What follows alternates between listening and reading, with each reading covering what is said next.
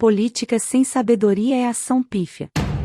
Artigo de José Osmir Bertazzoni, jornalista, advogado. Publicada no jornal A Tribuna Piracicabana em 4 de outubro de 2023. As gestões públicas no Brasil têm enfrentado muitos desafios devido às escolhas ruins na forma de se conduzir a política. Por essa razão, o povo, muitas vezes, deixa-se convencer por propostas absurdas que se alcunham como a nova política e desconstroem todas as outras correntes importantes existentes no país.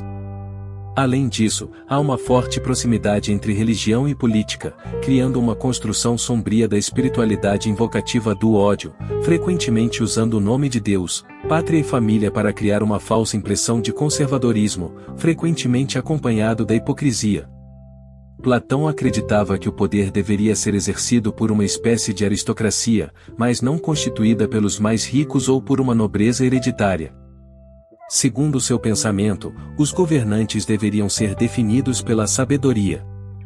A necessidade de selecionar as pessoas certas com a formação adequada para qualquer atividade humana é fundamental e segue os princípios das ciências. Na política, ao estimular o pensamento platônico, não poderia ser diferente. Essa lógica é simples, e para exercer a advocacia, é necessário ter formação em ciências jurídicas, na medicina, é necessário conhecer as ciências médicas, e assim por diante. Em cada atividade humana, é essencial ter notório saber, o que também se aplica ao governo. No que diz respeito à legislação, a experiência mostra que os legisladores comuns são mais eficientes. Isso se traduz da seguinte forma: os legisladores comuns criam as leis, os técnicos as executam, e os jurisconsultos interpretam as normas legislativas. Não há muitos segredos para que a sociedade possa evoluir além das barreiras. Muitos países se desenvolveram convivendo com as religiões, mas o Estado deve ser laico, mesmo que o povo seja devoto. Quando refletimos sobre isso, é importante perceber que o pensamento político no Ocidente surgiu em meio à reflexão religiosa. Embora Platão não tenha focado principalmente na religião, seu principal interesse estava nas questões políticas aplicáveis a Atenas. Ele foi o pioneiro em combinar o pensamento político com o pensamento religioso em um sistema de ideias, um modelo que durou milênios na história ocidental. Mesmo na era da laicidade, essa influência continua a moldar a mentalidade dos políticos. Isso demonstra que questões de fé e espiritualidade fazem parte da essência dos seres humanos, e portanto, devem ser consideradas no estudo da política social.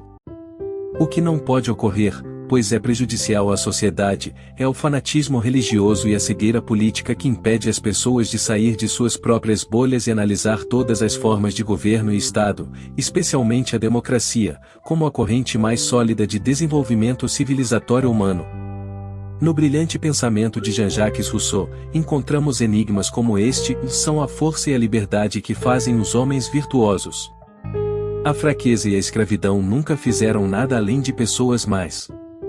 O povo, por si só, sempre deseja o bem, mas nem sempre o reconhece por si só. Com essa reflexão, Rousseau identifica a virtude como resultado da liberdade e a fraqueza como precursora da escravidão.